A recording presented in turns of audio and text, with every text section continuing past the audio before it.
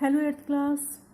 Today I am going to complete our chapter the Union Legislature with the topic the Rajya Sabha and the powers and functions of the Parliament. In the previous video, in the first video of this chapter, I tell you about the parliamentary democracy, then three organs of the government, that is the executive, legislature and the judiciary. Then after this, I tell you about the division of powers, how the powers are divided between the central and the state government. It is divided into three lists: union list, state list and the concurrent list. Then next was about the Lok Sabha, how the members of Lok Sabha are elected, what is the composition of the Lok Sabha and what is the term of the Lok Sabha members. And then after this, qualifications, which qualifications are required to become a member of the Lok Sabha, who is the presiding officer of the Lok Sabha, and I also tell you about the various sessions of the Lok Sabha. Now in today, firstly I will discuss with you about the Rajya Sabha. So Rajya Sabha is the upper house or the council of states. Lok Sabha is called the lower house and Rajya Sabha is called the upper house. And it is also called the Council of States. Why it is called the Council of States? Because the members of the Lok Sabha comes from the various state legislative assemblies. So it is called the Council of States. The members of Lok Sabha are elected indirectly. Students, it is a major difference between the Lok Sabha and Rajya Sabha, that Lok Sabha members are elected directly and Rajya Sabha members are elected indirectly by the legislative assemblies members of the state. And now you know it very well, each and every state have their own legislative assemblies. देखो जैसे कि union parliament के 3 organs होते हैं, legislature, executive and judiciary, तो उसी वे से states के भी 3 ऑर्गन्स होते हैं, लेजिस्लेचर, एग्जीक्यूटिव एंड जुडिशरी. तो उसी वे से जो स्टेट्स की जो लेजिस्लेटिव असेंबलीज के मेंबर्स होते हैं वो खुद they among themselves elect the members for the Rajya Sabha. Next is the composition. Composition means how many members are there in the Rajya Sabha. So maximum strength is the 250. Maximum strength of the Rajya Sabha is 250. Out of 250, 238 members come from the states and union territories and 12 members are nominated by the president. Students, 2 members are nominated by the president for the Lok Sabha and 12 are nominated by the president for the Rajya Sabha. And these 12 members who are nominated by the president, they are experts in the fields of art, literature, science, sports or social service. So among these fields who are experts, they are nominated by the president and that is the 12 members. Next is a term. So term means what is the time period, for how many years a Rajya Sabha works. So Rajya Sabha, students, it is, please remember this thing, Rajya Sabha is a permanent house. It cannot be dissolved. ये कभी भी खत्म नहीं होती है, कभी भी dissolve नहीं होगी. It is a permanent house. Lok Sabha term is 5 years but the Rajya Sabha term is not there. It is a permanent house but the members, अब ये नहीं है कि मेंबर्स कभी रिटायर नहीं होंगे. इसके मेंबर्स रिटायर्ड, राज्यसभा के मेंबर्स होंगे वो रिटायर होंगे आफ्टर एवरी 6 years. तो मेंबर्स की जो टर्म है वो 6 years है. एंड 1/3 मेंबर्स, अब हमने कहा कि परमानेंट हाउस है तो परमानेंट कैसे होगा जबकि मेंबर्स 6 years के बाद रिटायर हो रहे हैं.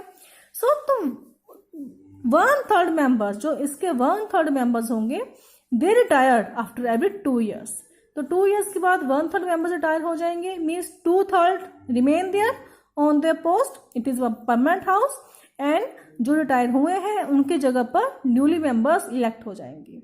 एंड आफ्टर 2 years जिनका टाइम पीरियड ओवर हो जाएगा, जिन मेंबर्स का 6 years कंप्लीट हो जाएंगे, they will retire then and then उनके जगह पर फिर से न्यू मेंबर्स एड अप हो जाएंगे. तो इस वजह से ये क्या है, it is a permanent house. It can not be dissolve by the president. Next is about the qualifications. So qualifications, mainly there are the same qualifications which are needed to become a member of the Lok Sabha. Only one qualification is different here, that is for the membership of Lok Sabha, he or she an individual must be, जो उसकी age limit है, it must be at least 25 years, but for Rajya Sabha ही और she must be of 30 years of age. तो 30 years of as जो है वो requirement है यहाँ पर एटलीस्ट जो कि होनी चाहिए to become a member of Rajya Sabha. बाकी की सेम है like the Lok Sabha, that is a citizen of India, a registered voter. तो एज लिमिट जो है that is a made difference of the Lok Sabha and the Rajya Sabha. Next is the presiding officer. Who is the presiding officer of the Rajya Sabha? That he is the vice president.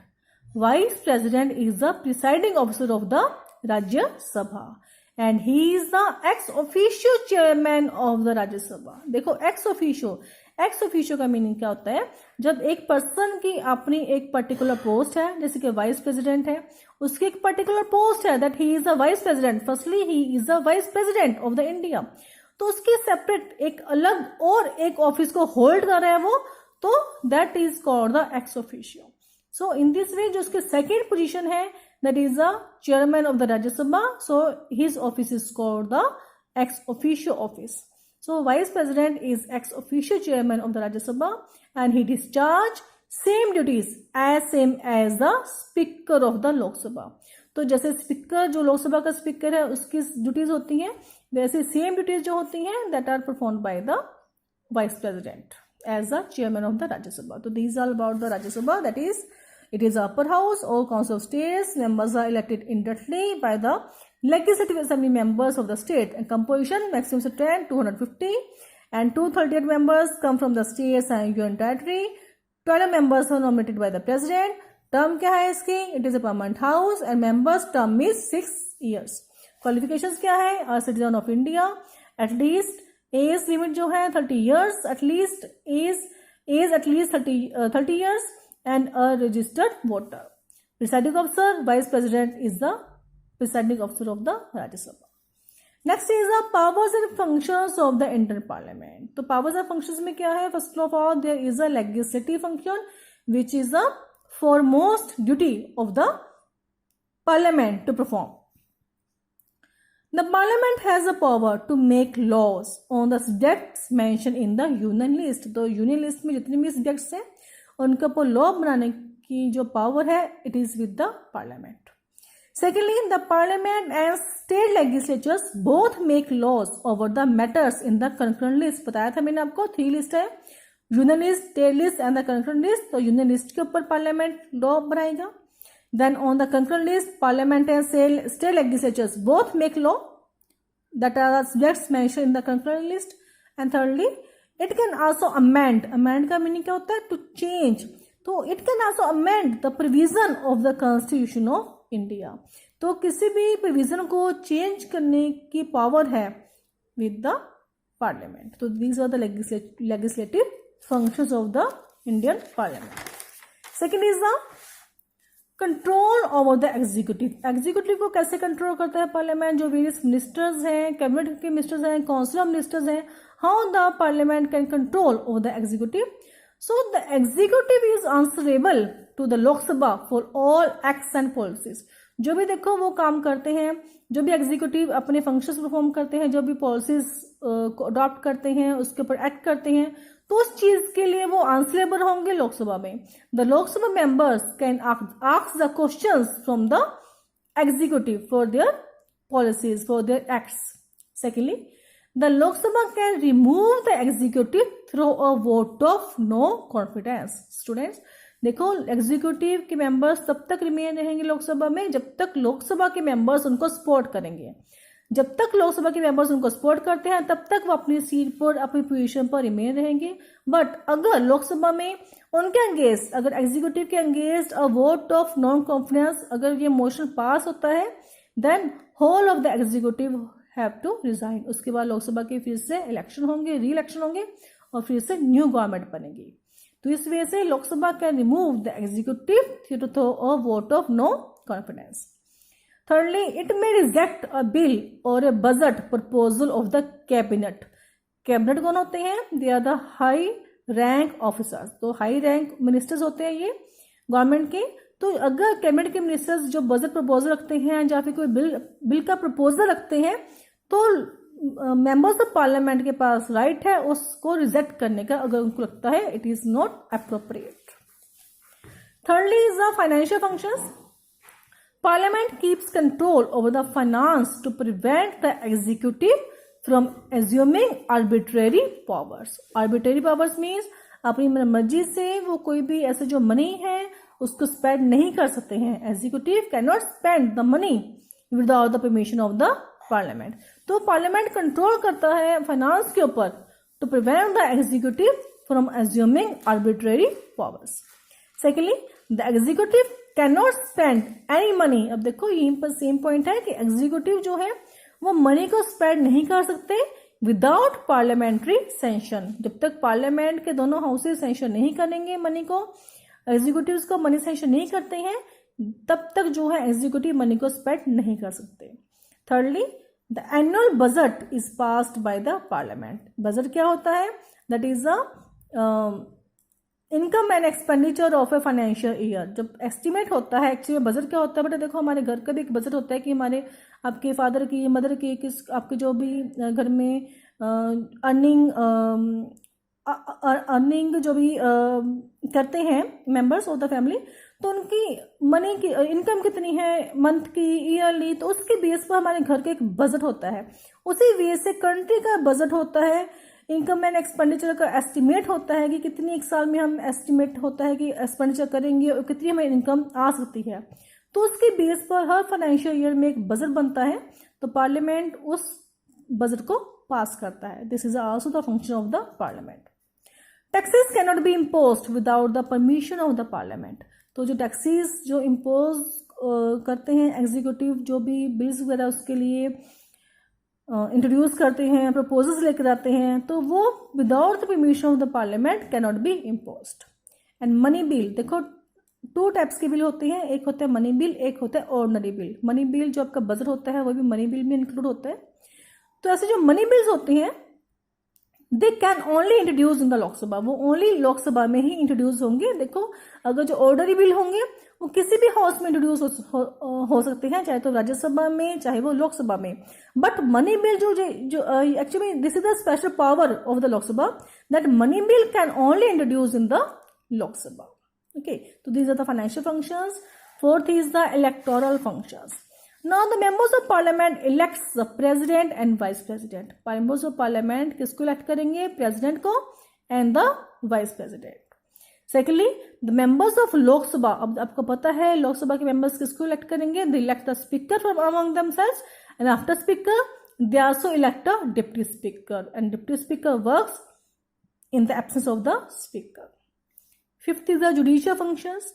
The parliament has the power to impeach the president. देखो impeach क्या होता है? Actually में impeach एक special procedure होता है। Impeachment is a special method to remove the high authority officers, high authority persons of the India. So impeachment is a special procedure to remove the high authority persons of India.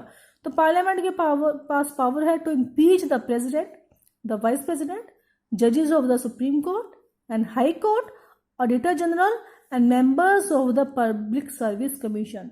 Otherwise impeachment के बिना बेटा किसी भी वे से हम इनको remove नहीं कर सकते हैं। This is a special procedure. In the next chapter I will tell you about when I tell you about teach you about the chapters regarding the president and the vice president, then I will tell you in detail what is the impeachment method.